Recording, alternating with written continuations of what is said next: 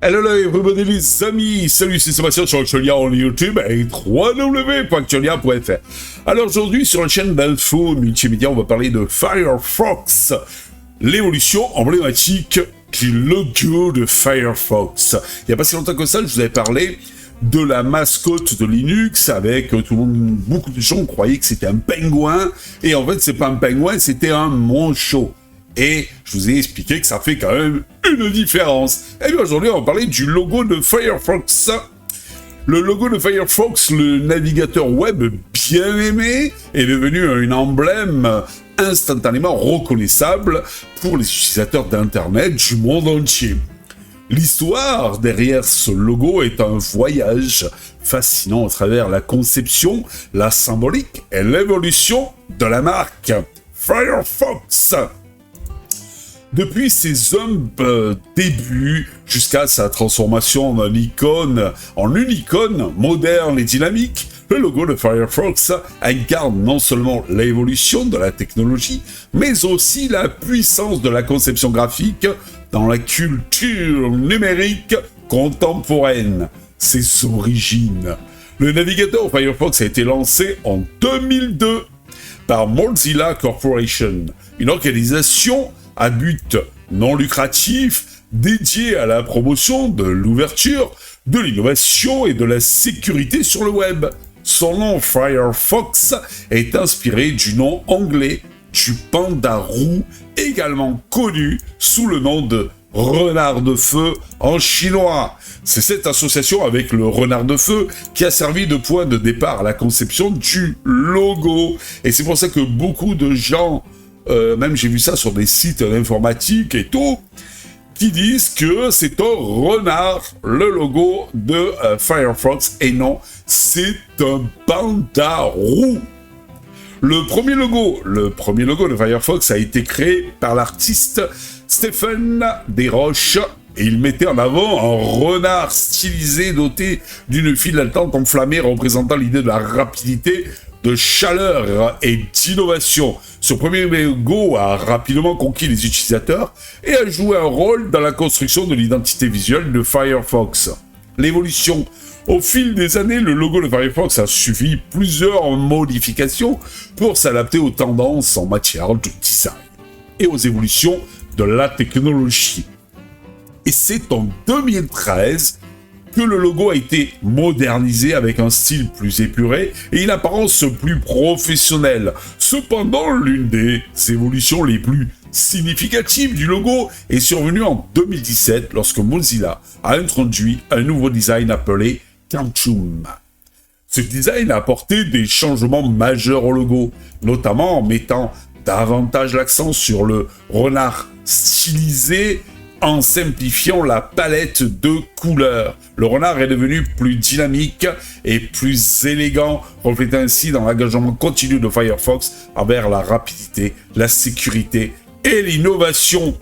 Le logo actuel, en 2019, Firefox a lancé un nouveau logo dans le cadre d'une mise à jour majeure de son identité visuelle. Ce logo a conservé l'essence du renard, mais l'a transformé en une forme plus abstraite et géométrique, tout en gardant les éléments familiers qui le rendent instantanément reconnaissable.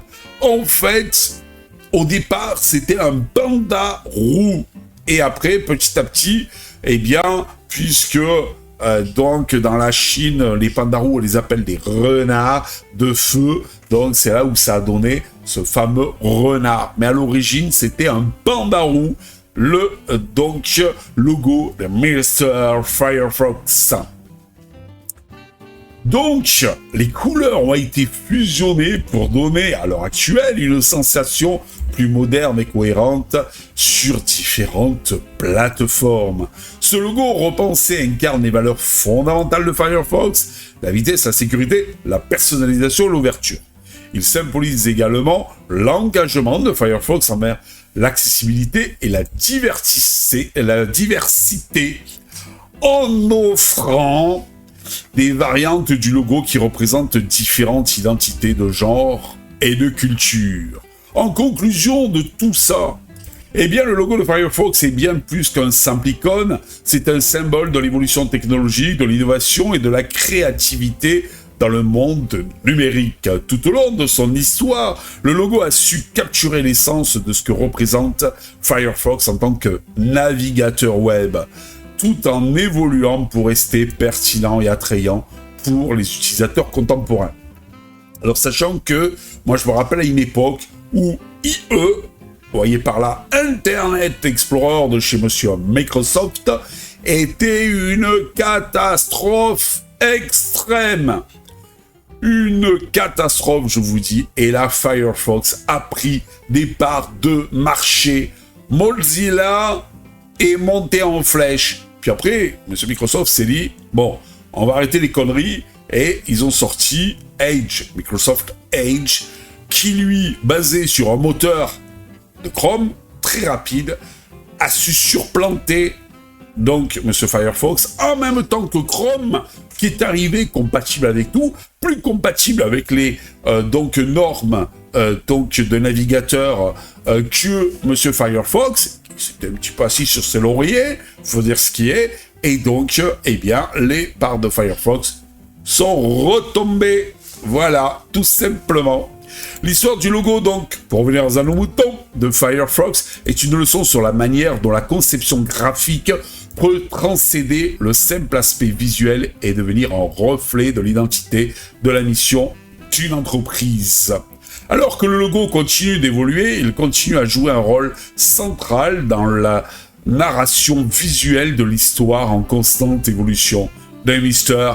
Firefox. Moi, je dirais qu'un truc, c'est qu'ok, le logo, faut le faire évoluer et tout, c'est super, mais il faudrait un petit peu plus faire évoluer aussi son navigateur, sachant que il est un petit peu plus rapide qu'il fut un temps, il y a eu des belles améliorations, mais c'est pas encore assez convaincant pour supplanter, eh bien, tout simplement, les autres actuels qui font de l'ombre à monsieur Firefox. Sur ce, je vous dis à bientôt pour une prochaine vidéo. N'oubliez pas, un petit pouce vers le haut, ça fait toujours plaisir. Et puis, un petit abonnement, ça nous permet d'être un peu mieux donc en visuel sur donc les algorithmes de monsieur YouTube. Et ça fait toujours plaisir. Donc, pour nous donner envie de continuer. Allez, je vous dis ciao, bye bye. Si vous avez aimé cette vidéo, abonnez-vous, mettez un pouce en l'air, et partagez cette vidéo, merci, cela fait toujours plaisir.